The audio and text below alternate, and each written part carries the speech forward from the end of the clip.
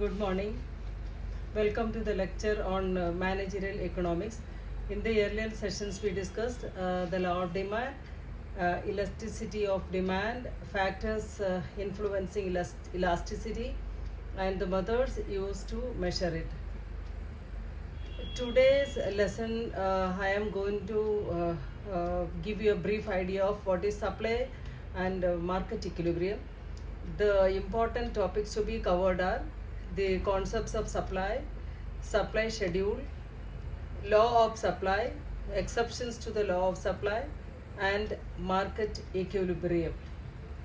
The demand for goods and services in the market, it is fulfilled through the supply provided by the business firm. In this session, we will study more about the supply and market equilibrium. According to Thomas, supply refers to the quantity of goods offered for sale in a market at a particular time and at different prices. Now, at this point, we need to understand the difference between supply and stock. You may think, what is the difference between supply and stock? Stock refers to the total quantity of product available for sale at short notice. Suppose a factory is producing ice cream. Suppose a bulk order came for the ice creams, but that time what are the total quantity of a commodity that is available for sale at that particular time is known as stock. But the supply is the actual quantity that was brought into the market for sale. When we take the case of a perishable good such as fruits and fish, stock and supply are identical because these goods cannot be stored for a longer period. Non-perishable goods may be stored when prices are low and given to the market when prices becomes favorable. Therefore, stock can be described as a potential supply. Now we will learn what is law of supply. It states that when the price of a product increases, the quantity supplied to the market is also increases. A supply schedule shows the quantity supplied at various prices during a given period. Price and supply share a direct relationship. Yes, supply is equal to a function of price. You can say supply is equal to a function of price. Okay. It shows how the changes in the prices influence the quantity supplied. It has a direct relationship. When the price of the commodity goes up, the tendency of the supplier is to give more supply into the market. The supply function can also be expressed as Sx equal to, it is a function of price and this technology, cost of production, and government policy, etc. Okay, where PF is the price of factor inputs. The factor inputs, that is the raw materials or this raw materials and some variable inputs, and T is the technology, CP is the cost of production, and GP is the government policy. Then now we will see what are the determinants of the supply. How we can increase when the prices, when they increases, the quantity of goods supplied is also increases. Now we will see what are the determinants of the supply. One is natural factors. Automatically, when with ideal good climatic conditions supports the supply of enhances supply of more produce in the market.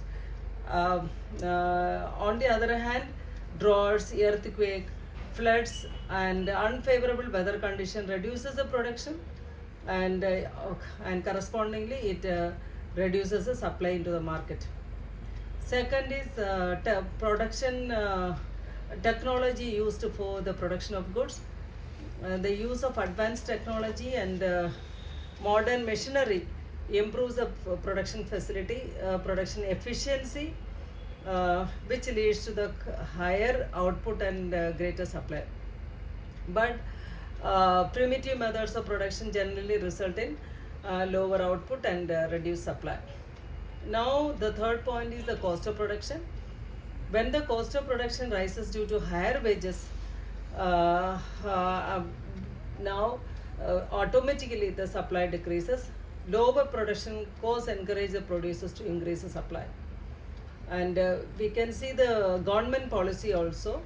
Whenever the government comes up with good policies, which is giving a boost to the supply of producer, they will such as subsidies, tax concession and other incentives encourage production and increase the supply. Some restrictive policies or some withdrawal of incentives will reduce the output and supply. Now, we have to understand what is supply schedule. It is a table which is showing the different quantities of commodity supplied at different prices. Now we can say it is a functional relationship between the price and quantity. Now from here in this picture, we can see the supply schedule. We can see it's a tabular column, and the price in rupees is 5 rupees and the quantity supplied in units. When the price is fixed at 5 rupees, the quantity supplied by the producer is 500. But if the price is reduces to 4 rupees, the supply is reduced. And correspondingly, when it comes to 1 rupee, the supply is also reduced, which is at 100 rupees. But when you see this tabular column, you can see for 0.75 rupees, 0.75 paise, the quantity supplied is 0. You may think that why the quantity supplied is 0 when the price is fixed at 0.75 paise. But this is the cost of production for the producer. And at this point, when this price is at market price is fixed at 0.75 paise, the producer may not be willing to supply the commodity at that price. Therefore, the supply becomes 0 at this point, which is known as the reserve price.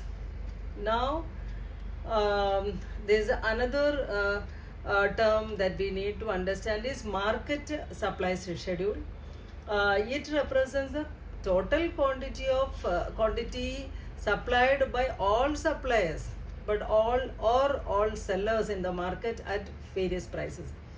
It is a combined behavior of all the producers rather than the supply of an individual. But here we can say there are 3 suppliers. Let us assume that there are 3 suppliers in the market, seller A, seller B and seller C. The price is fixed at this 5 rupees. The quantity supplied by A producer is 500 units, B is 600 units, and is produced by C firm is equal to 700. Then the total supply is 1800, which is a summation of these 3 outputs in totality. And when the price is reduced to 4 rupees, then the quantity supplied by A is 400 rupees, quantity supplied by B is 500, quantity supplied by C is 600. That means it is totally is 1500. But now we can see at 1 rupee price, when the prices is gradually reducing, the correspondingly the supply of that product into the market is also it is reduced. Here we can say at 1 rupee quantity supplied is 100, the B party supplies 200 and C supplies 300, total is equal to 600. Then Then what is the supply curve denotes? A supply curve is a graphical representation of a supply schedule. See here you can see the supply curve. Here the y-axis is the price of the product, and x-axis is a quantity supplied. And from here, no, whenever the prices increase, see at 1 rupee the quantity supplied is 100, at 2 rupees the quantity 200, at 3 rupees the quantity supplied is 300, and likewise, no, whenever the prices increases, the quantity supplied is also increases. So this supply curve shows this slope. It is a forward upward curve. You can say this is an upward curve. Upward curve, and it indicates that an increase in the price leads to an increase in the quantity supplied, while decrease in the opposite direction, while price decreases, the quantity supplied is also decreases. Now the important term is what is law of supply. We can understand what is the concept of law of supply. The supply curve, no, from this figure we have seen the supply curve is shows that the higher the prices, higher the supply of goods in the market. The supply curve is a direct functional relationship. S is equal to, there is function of P, function of price. This is the principle is known as the law of supply. Several factors influence the supply, including number of firms, scale and speed of production, availability of inputs. This law of supply states that when other remain keeping the other factors constant, the quantity supplied varies directly with the price. Therefore, when price increases, the supply expands. When price fall, the supply contracts. Exception, there are some exceptions to the law of supply. The first one is suppose a seller is facing an urgent financial need, no, he needs more money at some point in time, then he may sell larger quantities even at lower prices. The second exception to the law of demand is sellers, no, they are trying to clear old stocks. They may give the product into the market at lesser price to clear off the stock. And the last one is if the producer expect, no, prices to fall further in the future, then they may sell more products into the market. Okay, now in auctions, the fourth one is, in auctions, the auctioneer may not be able to maximize the profit through higher prices, since the bidders determine the final price.